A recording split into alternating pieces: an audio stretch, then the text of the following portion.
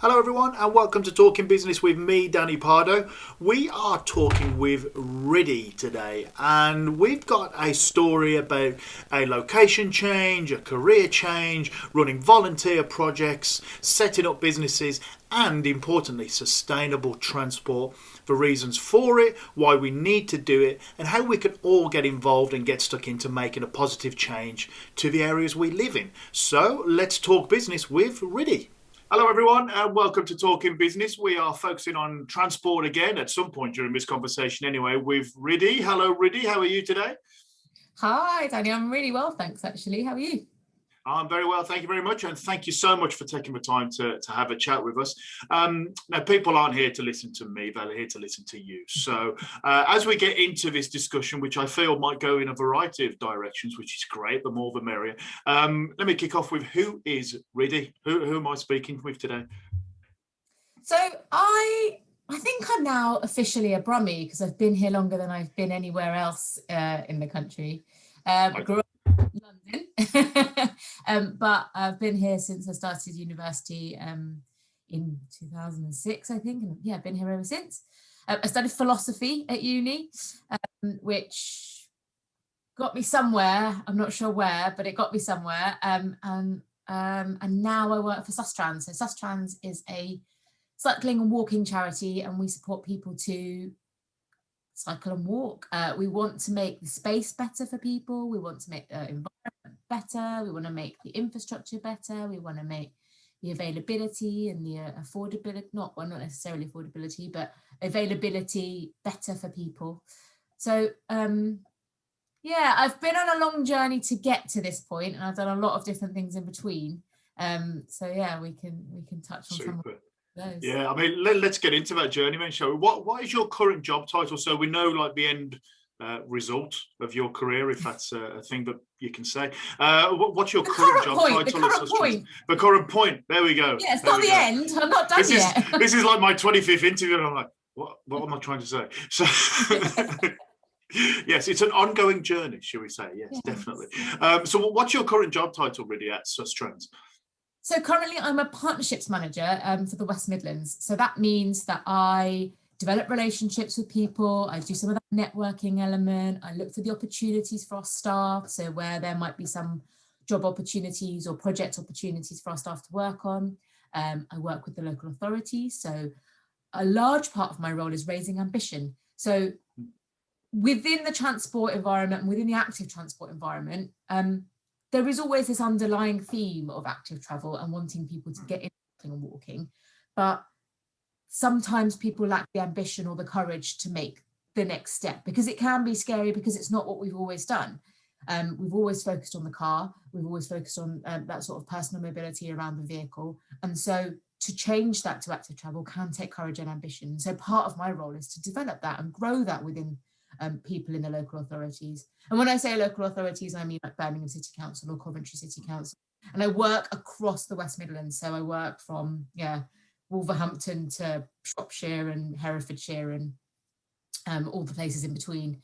And so it's showcasing some of the work we've already done and looking at the opportunities that we can provide and talking about the things that went well, and even talking about things that didn't go so well that we want to improve on.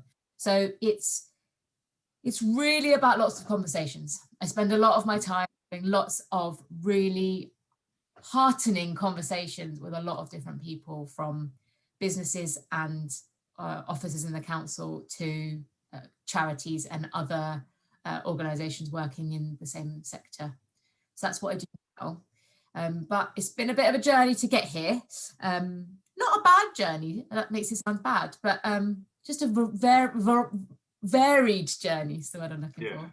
So like I said, I came to Birmingham to go to university. So I'm originally from London via Kent, as my parents still live in Kent. And I studied philosophy. And during my degree, actually during my master's degree, so I went on to do a master's, I met my business partner, or my ex-business partner, I suppose, not in a bad way, in a good way. And we started talking about, so she's an artist, and we started talking about the limited opportunity for artists available in the city, and how if you wanted to showcase your artwork, you kind of had to pay and hire a space, and you had to be in a position to be able to do that. And so we wanted to create a space that didn't have those financial barriers. So we set up a sort of community arts cafe where we had two sort of huge walls for community-led art exhibitions, and they were 2 weeks long, and it was a first come first served basis, and there was no rules other than it had to be family appropriate because it was a family space, and you needed at least 2 or 3 pieces. It couldn't just be sort of one piece of work. So then we just got a booking system, and we set this cafe up, and people started showcasing their artwork. The cafe was, part of a big part of my Birmingham life, really. It took 7 or 8 months to set up. We did the whole thing with volunteers. So we found this space, which was basically a junk room. There was bricks and bags of rubble, and the ceiling was falling down, and the walls were half painted, and we just got like a big group of people, a big group of volunteers. We actually did that a bit through friends and a bit through sort of contacts, but then we put a blog up about what we were trying to do, and then a few people came through from the blog, and on the blog we had things like wish list. We want 12 chairs, and then suddenly these chairs would appear, and we want your old plates and cutlery that you no longer use, and all of this sort of stuff would appear. But the main sort of build aspect of it all was, through volunteers. We held a fundraiser where we sold food and we had an auction of services. So friends offered things like, our bike mechanic friend offered a bike service, and our whereabouts was this cafe? It's right by the college, actually, Orc Cafe. So it's on Moseley Road, opposite the Moseley swimming baths. And it's not there anymore in the capacity that I started it in, but it is still there. There is still a cafe there, and it's run by another organisation, which actually is a really good one to have a look at. It's called GAP, and they support young people through arts projects. So that's another one to look up. What was the name of that again? I hummed at the same time, and the microphone went on. The new cafe is called The Mix, and the organisation that run it is called The Gap. And I'll send you the links, and you can link people to that. Yeah, please do. I mean, it sounds like then you couldn't have done that without volunteers and goodwill. You know, volunteering is something I kind of say to my students a lot, but it's just me saying the same thing over and over again, and they've switched off by the time I get to VO. So, you know, I mean, you couldn't have done that then without volunteers and kindness of a local community, I presume. Not at all. And a huge part of that space and that community was about the volunteers, because the people that supported us to build the space then felt ownership of the space, and they supported it. So they told their friends about it, and then their friends told their friends about it. And when they came and when they were there having a cup of tea, they offered, oh, do you need help with weeding the planters outside? Like, because they'd helped build it, they felt connected to it.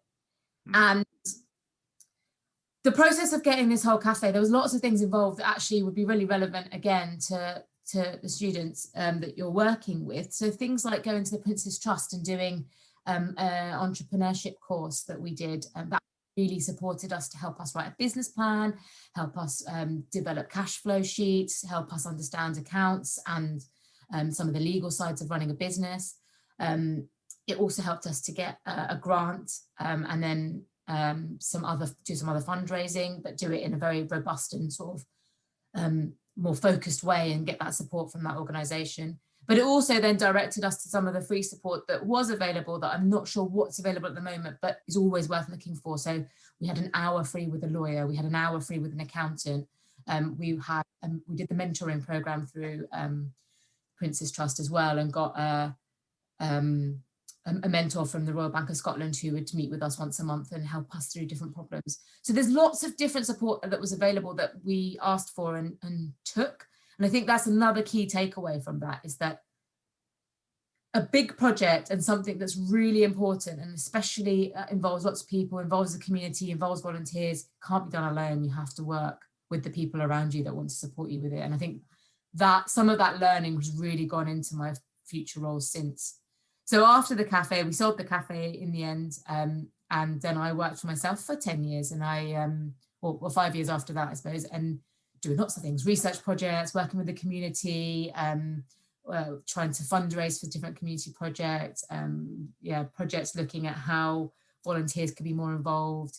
And because I developed all these relationships and built all this network around the cafe, and made all these connections through people that came in and wanted to use the cafe as a connecting space.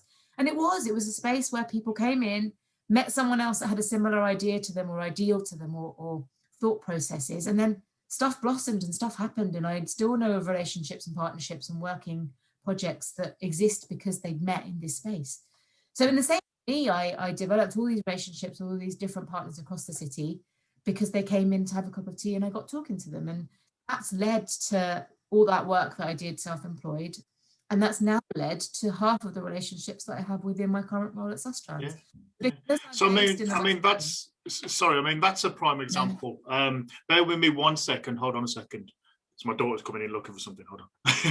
Here's what can I help you with? That on the table. Right, that bit's getting edited. Where were we? Oh yes. So I mean, that's a prime example then of not burning your bridges, isn't it? And those networking and the connections that you generate organically just from doing your thing, and the importance of keeping those connections and building on that, because you never know when you're going to need them for future projects and things. Absolutely. And that element of supporting those relationships that you build is a very time consuming thing, but it is worth it. Like just keeping in touch with, and now I do it in a very different way than I did it back then. Back then it was sort of a few social media posts or an email here or there or a like on something that they've done as part of their project.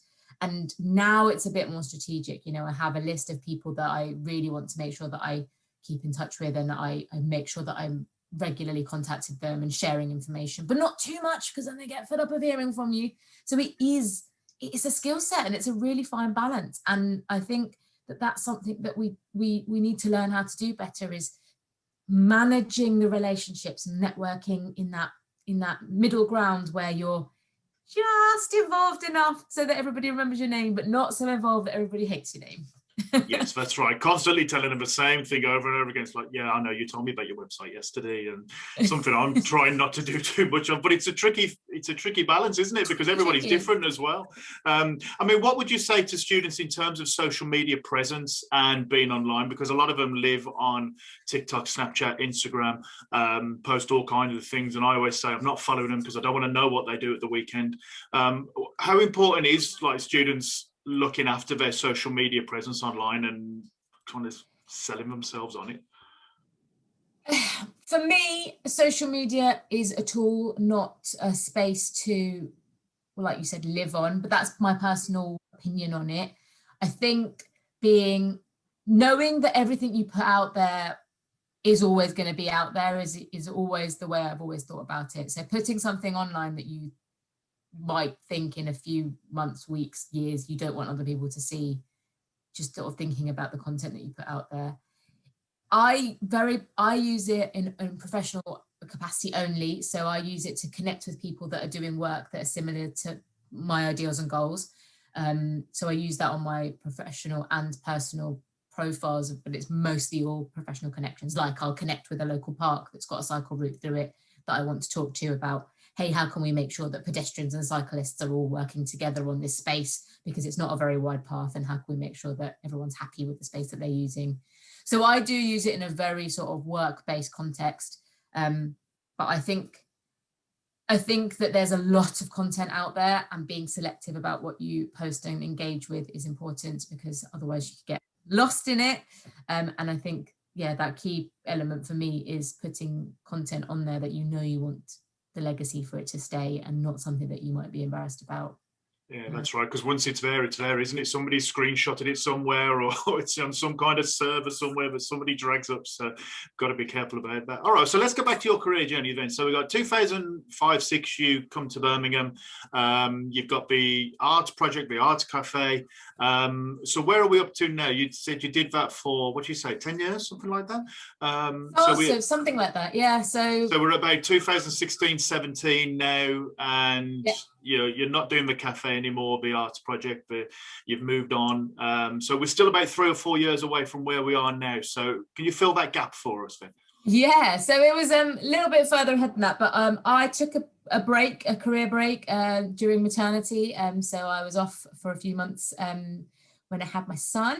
And then I knew at that point that all the work that I'd been doing in Birmingham, in and around the city, and all that sort of connective and community work was all great. And I was really proud of the work I was doing, but I knew it was at a particular level. It was only the level that I could engage with. And in order for me to get one step up, I needed to work with other people. So that's where I started looking for employed jobs rather than self-employed jobs, and looking for work where I could be part of a team that could influence at a slightly higher level. And that's where I found the job at Sustrans. And I started at Sustrans as an officer, as a project officer, working on a very specific project, which we've come to talk about in a minute, which is where we've just released the final report for the project. And then last Christmas, so that's sort of 2 years. And then last Christmas, I sort of got a promotion, or applied for a promotion, and now the partnerships manager in the region. So that project that I was working on for the 2 years was called Age Friendly Tyburn, and it was looking at how we evaluate, audit, and change the built environment, the physical environment around us, to make it more accessible and easier to get around. Because by looking at that physical environment as a factor of social isolation. So looking at people's inability to get from their house to the community space as a factor of their social isolation. So if you can't cross the road because it's a really busy road, you can't then get to the community space. So then you don't feel connected to that community space. That's a very simple way of putting it. But it was a 2-year project. We initially did some auditing work where we developed an audit tool, and actually I'm going to share that with you so that maybe you want to have a go at doing an audit around college, or even independently, students can have a go at doing it on the streets near their houses. Be careful. Cross the road safely, but you're all grown-ups now, aren't you? So we'll practice, it's fine. It's all right. My son's 3, so I have to remind him to look for the traffic all the time before he runs. That's right, yeah. I'm in that mindset as well. You know, this is how you cross the road, and you will stand there and you will look this way. And then I go out with students and I'm like, we're 18. So we're all right. Yeah. Sorry. So the audit tool is basically a set of criteria, a set of principles that are, a set of questions really, with 3 different categories of answer. So the question might be, is there sufficient lighting in the area? And the answers might be not enough, some but, or none, some but okay, or good lighting. So sort of rough example of a question, and you would rate the area that you're surveying. So whether it's a particular street, whether it's a whole route. So we did route audits as well. So like from the nearest bus stop to the community space, so that routes that people might be using regularly, for example. So, and then you tally up the answers on your audit, and then you've got a sort of a picture of what the area looks like. And then from that, we then developed some trials that could look at how we could change that space. So whether it was increasing the green person time on the crossing, whether it was, we did a bigger street trial of looking at blocking off some of the roads, or changing the way the traffic moves around some of those roads to slow some of that traffic down, because the speeds of the traffic and the volumes of the traffic were another issue. We looked at some trials of things like how to reduce or, to stop pavement parking really. So we put what we call street kit, which is essentially giant Lego, giant Duplo, filled with water, like 40 kilos of water. So and it goes on the street, and it connects up, and it provides a barrier, but it can also provide a seat. So it stops people from pavement parking, but it also then provides a seating space. So then it's again another adaptation to support people to make independent journeys. One pop-up we did, for example, people said, I can walk to the shop, but then it's too much for me to then do all my shopping walking around the shop and walk home all in one go. And bear in mind, this project was aging better Tyburn, so we were mainly focusing on an older population, an older community, and all of our interactions were with older people. It was things like benches, like putting in a bench outside the supermarket meant that you could walk there, take a rest, then do your shopping, take a rest, and then walk back. And it just meant that that didn't mean that someone had to do the shopping for them, for that person. It didn't mean that they had to spend money on a taxi, which they may or may not have. And it didn't mean that they felt isolated from their communities, because actually when they sat down on that bench, maybe the neighbour from 3 doors down was also sat down on that bench, and then actually the social interaction and the conversation also happening. So the report, there is a report, I will link you to it. It's a fairly straightforward read. We tried to make it as accessible as possible so that it didn't feel like it was, I don't know, the Ulysses of today, which a lot of feel sometimes when you hear the word report, you go, "Oh, I'm not reading that." Well, but, exactly. They have changed a bit, and obviously that's a conscious decision of yourselves as well. That if you're going to do all this for the local community, then the community need to know what you're doing. And if that turns into a more graphical, easier to read, interesting document, then that's what you have to do. I mean, it seems like you're talking about things that we just take for granted. Oh, there's a street light. Oh, there's a pavement. Oh, there's a bench. You know, all these things that you wouldn't think about. You know, me included. You wouldn't think, but oh, well, somebody's had to think. Well, why is that bench there? Where are people coming from? Where are they going to? And all these things, the planning process behind it is quite intense. Are you finding you're battling a legacy of kind of urban design that's been designed for cars? I mean, this is not to knock anybody who did the original design, because obviously our lives change in 20, 40, 60 years. But as we move forward and cycling, and whether self-driving vehicles come on board to the extent they're planning to, and walking and the importance of all these things, are you finding you're battling a bit of a legacy that things just weren't designed for what we need them for now? Yes. The short answer to your question is yes. Yeah. Especially here in Birmingham, the city was designed for cars, and a lot of the infrastructure around here is designed for cars.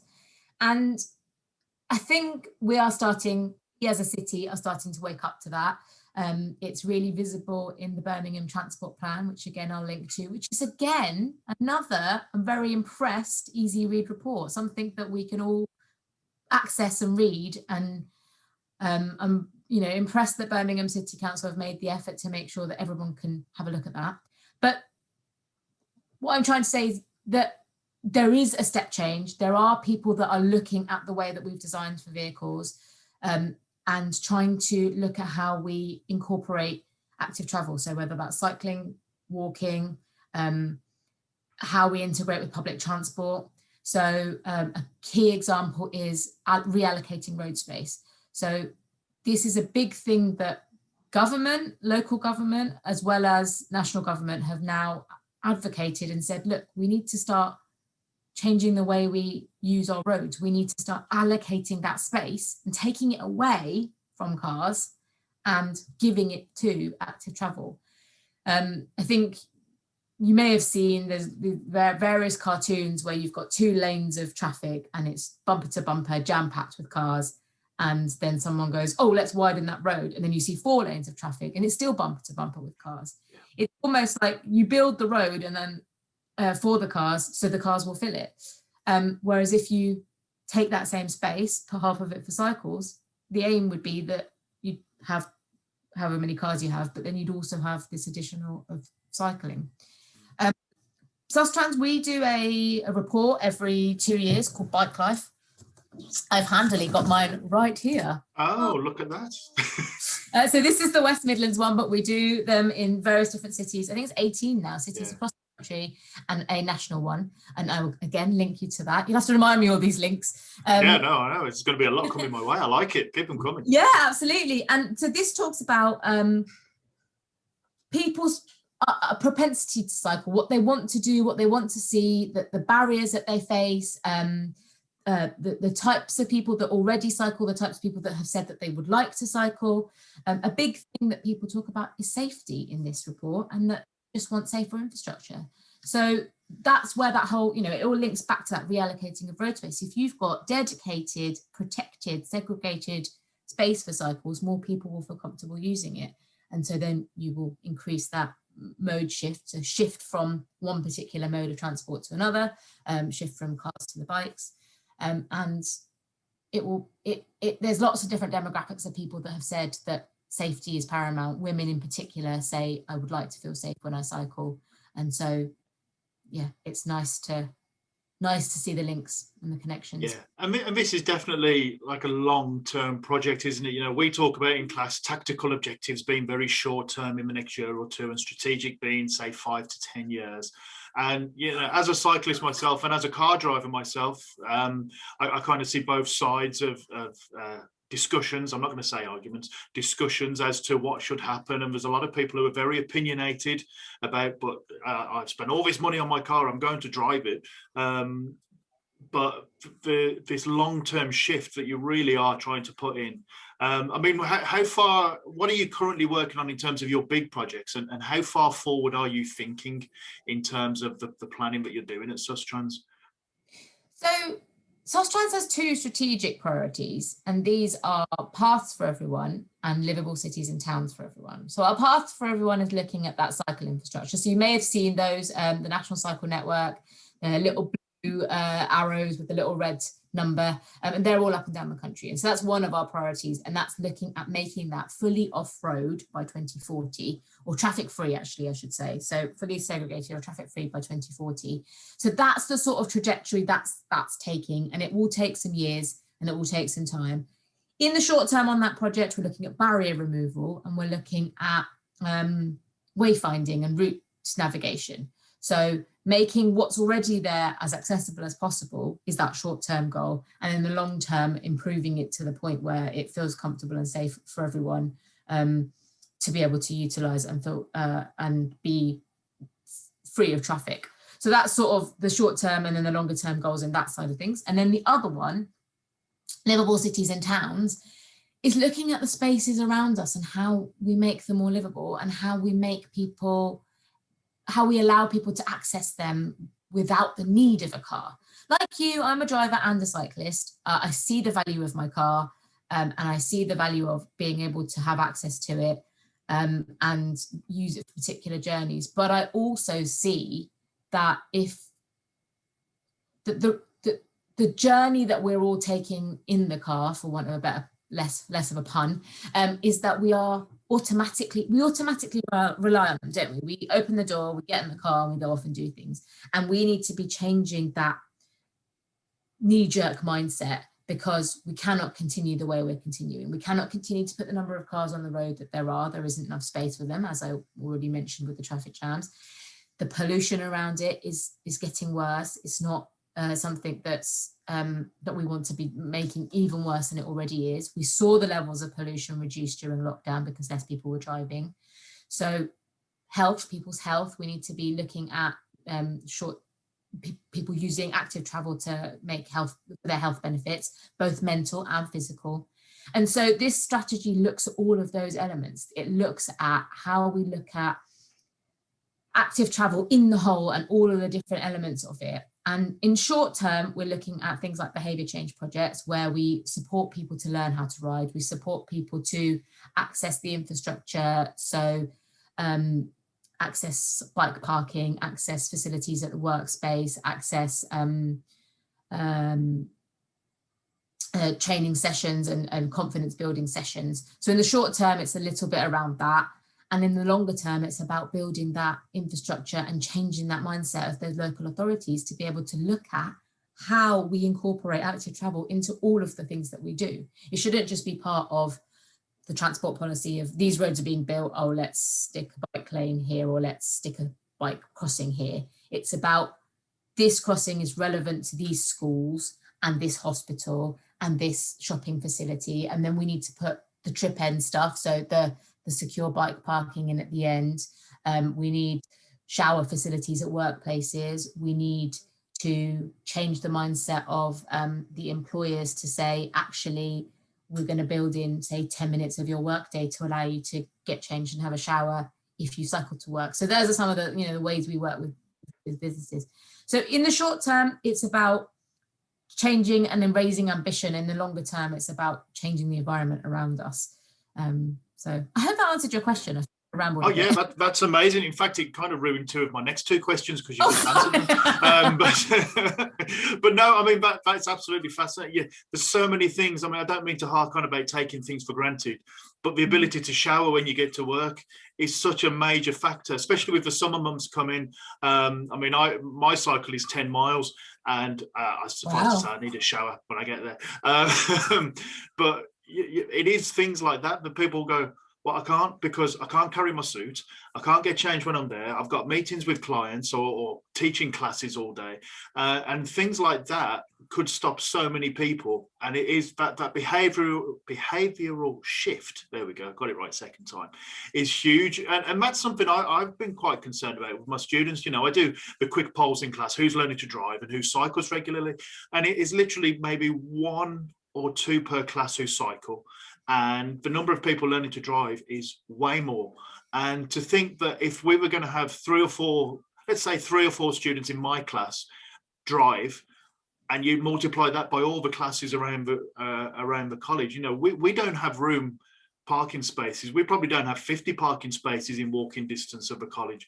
So if you were going to add another 100 or so cars to the road, it's not going to work. So it's really interesting what you're doing there. Sorry to interrupt you. There are lots of other barriers that we are looking at. So more male students cycle than female students, and looking at those different barriers. We tried to do some workshops. Well, we've not tried. We've done some workshops with particularly a Muslim school in Leicester, where the pupils there, they've got 2 schools. One's the boys and one's the girls. And we worked specifically with the girls' school looking at, and because the girls' school, the uniform is traditional. And so it's difficult for some of the women and girls to cycle in that. So we did a workshop with one of our Muslim members of staff who has experienced how to adjust her outfit, her dress, to make it accessible for her to also cycle. So it's looking at the very specific things that some people might find as a barrier, and finding ways to support people with that compassion and with that understanding that it's not going to be easy for everybody, and it's not going to be straightforward as just getting out, getting on your bike and going. We recently ran a campaign called Helmets, Hijabs and Hair, where we were looking at how different people from different backgrounds with different hairstyles style their hair in order to get a helmet on. And it's not as easy for some people. I mean, there's part of it is wanting to look professional and presentable when you get to school or work. And part of it is that some natural hairstyles are difficult to style under a helmet. So looking at that as a positive challenge to ask the community around you to say, how do you style your hair in order to make it look professional, for you to feel confident and comfortable, but also still to access something like cycling. And then one other thing that is one important one to raise now, I mean, there's hundreds and I could go on forever and I won't, but is cycle parking, which, yes, okay, it's great that the college might have cycle parking, but we need to think about the parking at home. If you live, as I did in Balsall Heath, that in a terraced house, you've got very limited parking space for a bike within your property. And we only had, we were lucky enough to have a garden and had a small garden, so we had somewhere to put it there, but not everybody does have that. And it's looking at that element of it as well. It's not just getting a bike, it's then looking at how you store it and how you maintain it and providing the skills for people to maintain it themselves. And it's a whole picture. There's not one thing that will support everybody to get to their final destination on a bike. It's looking at all the pieces of the puzzle, but it's people feeling confident to ask for that help and support as well, and saying, this is the reason why I can't cycle. And at the moment, I don't think that space exists, especially for young women. I don't think that the space to say, this is why I'm finding it difficult, or this is why I don't do it. I don't think that space is there. And that's something we're trying to create more of, is that space to talk and that space to converse. And equally, if any of your students want to talk a bit more about how to cycle, any of your female students want to talk a bit more about how to cycle and what their personal barriers might be, then I'm willing to have a chat have a chat with anyone. That is so kind, and thank you. I will definitely be putting that to him, and no doubt taking you up on that offer.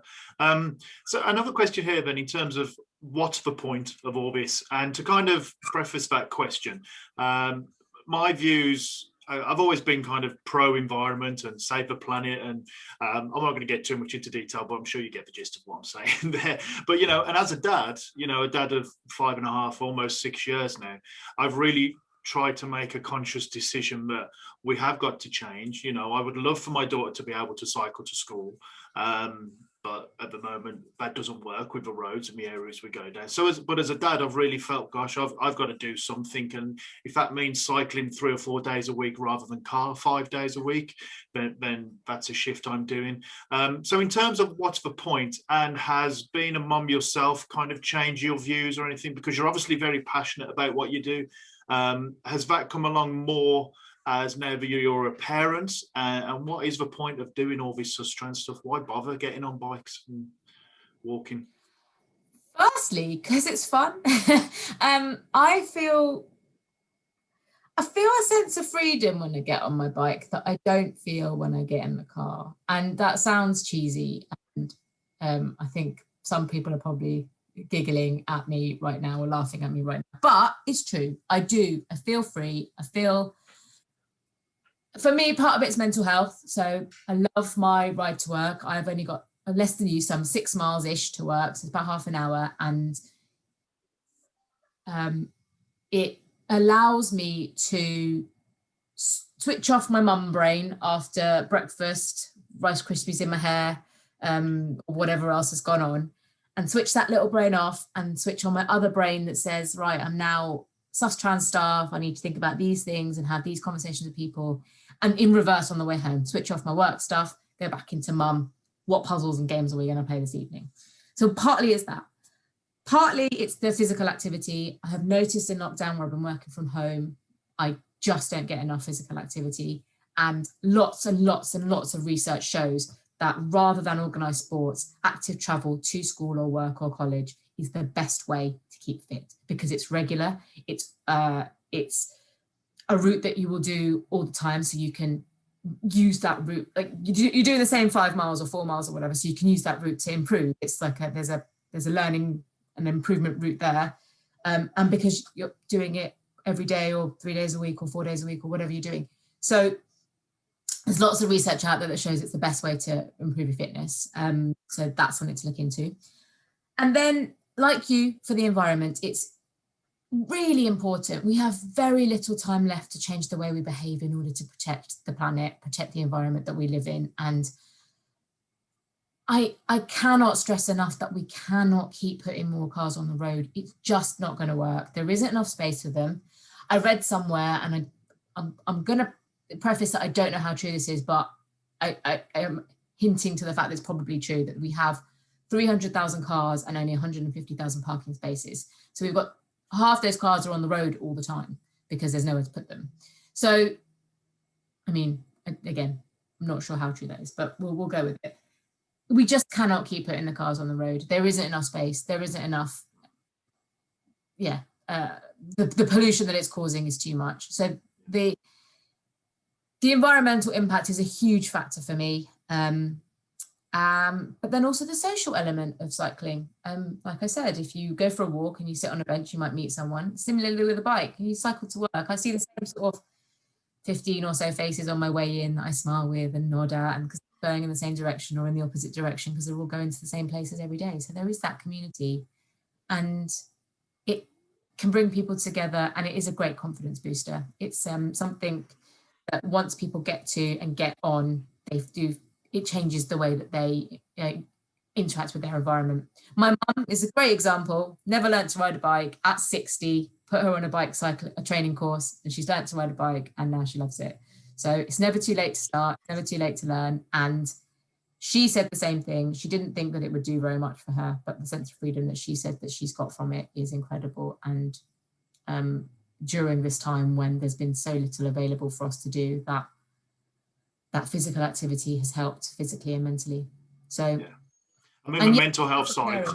So I was going to say, I mean, the mental health side really does change things. As somebody who's kind of, who has depression and anxiety and the stress and things that I do. I have a very stressful job, but it really is a thing where it does help.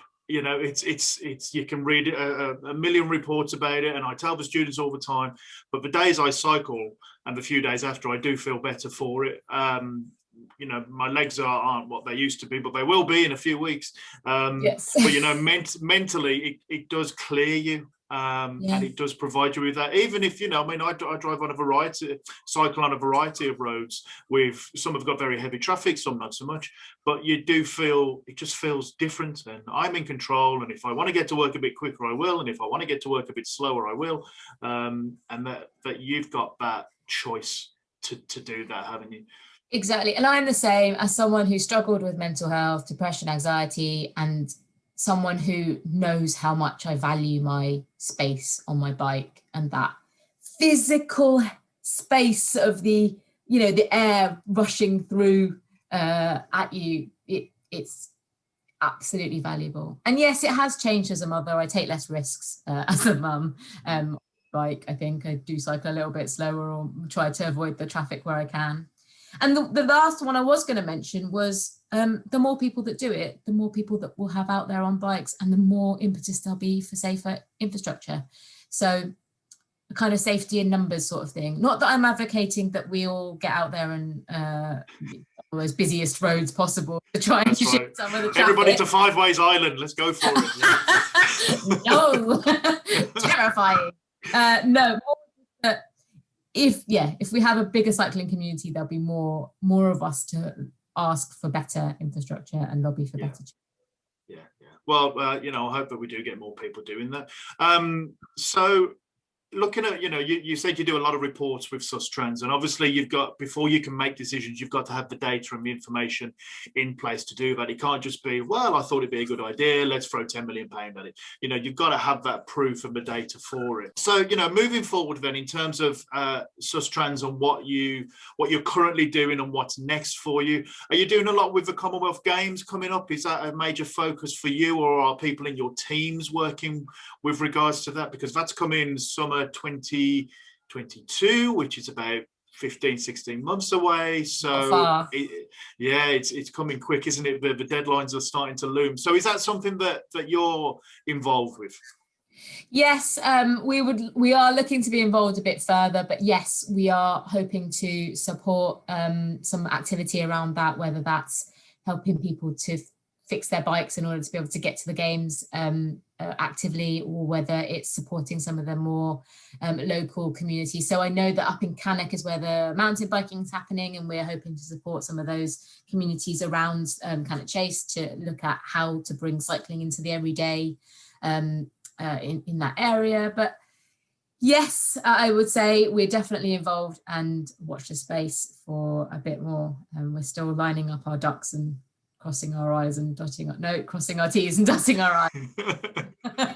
on that one.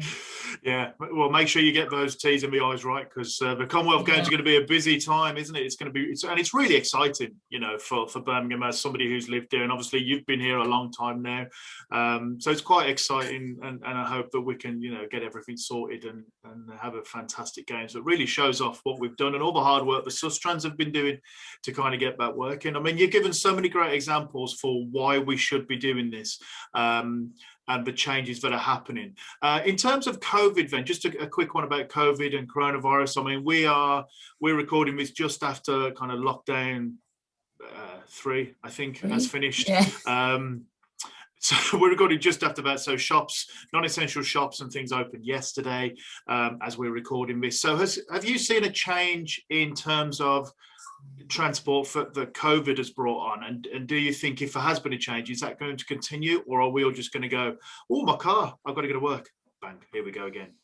I really, really hope that won't be the case, that everyone just goes, oh, get in my car and get back to work. I think so many people have seen what's possible and how comfortable they feel out on a bike when there's less traffic, that I'm hoping that will be the drive that people need, the change that people need. So with that as well, and I've got a couple of different bike mechanic friends who've both sort of got 1,000 new people that they've both signed up as people that need support with their bikes each, and they're both only in South Birmingham. So to think of the possibilities of how many more people all around this huge city of ours have a bike and now want to use it, and all these people that have signed up to the £50 fix your bike voucher and want to have fixed their bikes or want to fix their bikes and are now going to use them.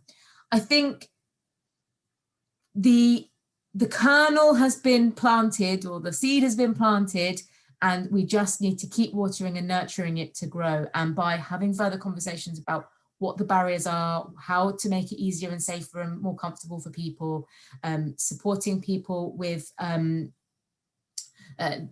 training or cycling or parking infrastructure, or working with workplaces to make sure that they've got the facilities at the other end, or working with the college to make sure that there's somewhere for everybody to change and store their bike equipment and safely keep their bike.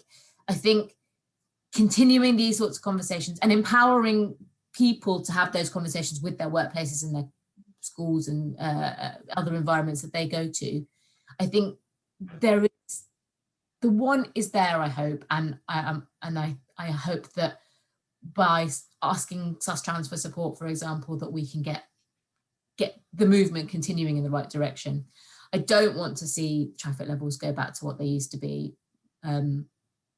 No one deserves that. No one deserves that pollution. No one deserves that stress and anxiety and the chaos that traffic causes, the parking that problems, which means that your pavement's not as wide, so you can't get through with your double buggy or with your wheelchair, or the traffic that makes it scary for you to cross the road, so you don't want to access certain spaces or go in certain directions. So I don't think any of us deserve that, and we need to think about, and it will take willpower and it will take personal sacrifice in some cases. You might have to get up 15 minutes earlier in order to make your journey. But the best things and the things that create the best change and the biggest change and the most important change do take a little bit of sacrifice. And we do need to think about that. And we can't just think about ourselves and how quickly we have to get from A to B. There has to be a little bit more thought around it all, as a bit more of a what we do for each other element to it, I think. And that's what I've been trying to say just to friends and family, just to say, look, I'm not asking you to give everything up and sell your car and stop. I'm just saying once a week, think about one of those journeys that you make and see if you can make it actively and go from there. So it's not all or nothing, it's everybody doing a little bit of something. And I do truly believe that if everybody does a little bit of something, that we can see the change continue in the right direction.